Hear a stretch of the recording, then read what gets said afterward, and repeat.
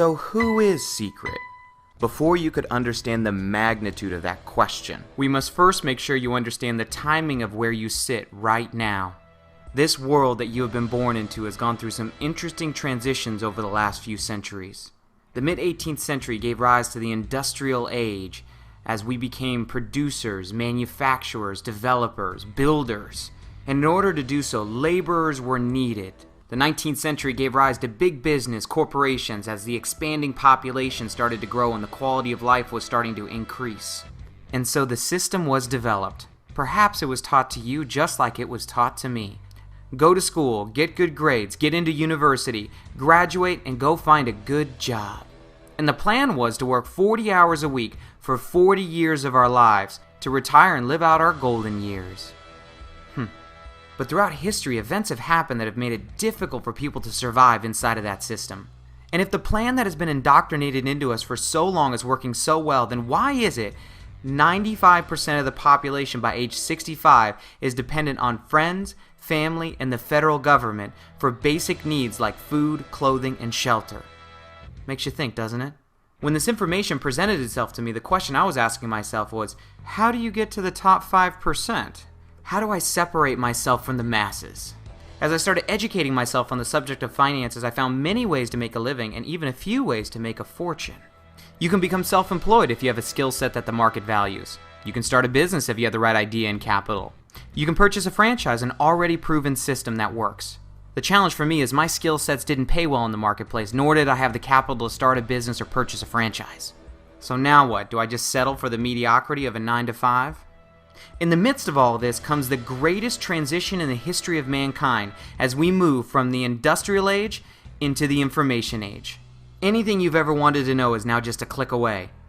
And where once relationships were developed face to face, the world is now your community as social media has taken over.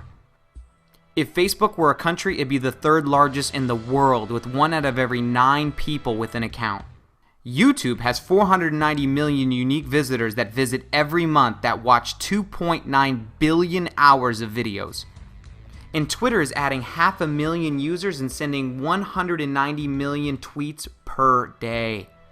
And so what does this mean? Times have changed, and you are connected now with more people than ever before. So who is Seacret? I promise you we're almost there. See, in the midst of this economic downturn, there's been an industry that has continued to go up and to the right for the past decade.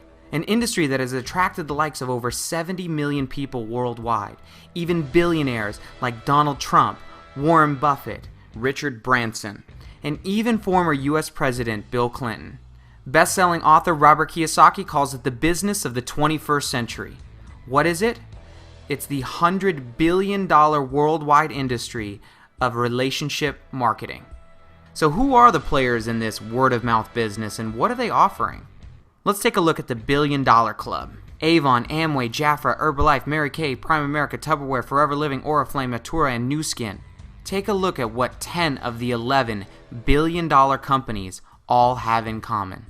And with over 82% of the direct sales industry being comprised of women, it's no wonder why skincare is the dominant player in the industry. So why skincare and why now? If we could take a time machine back to May 1945, the end of World War II, as our soldiers came home and celebrated, guess what followed?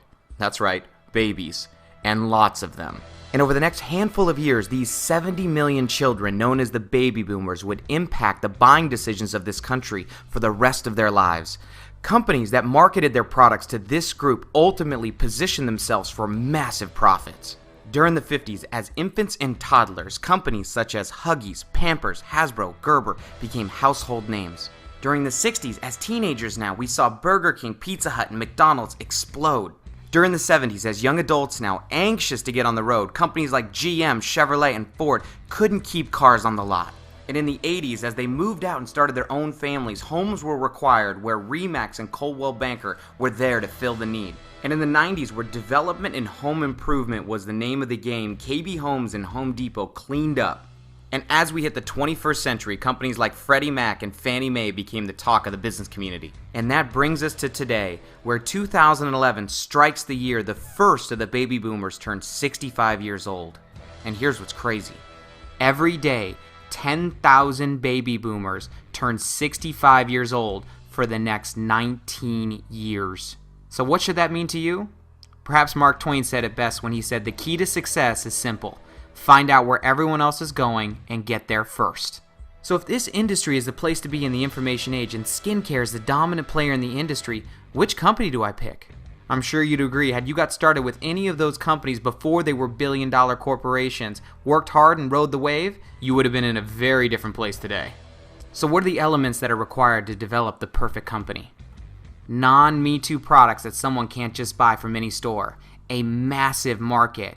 Unique, wow factor products that were specifically designed to create results in minutes. Global expansion and aggressive compensation plan with first mover's advantage. Ladies and gentlemen, it is my privilege to introduce you to Seacret. We thank you for taking a few minutes out of your day to hear about our unique products and opportunity.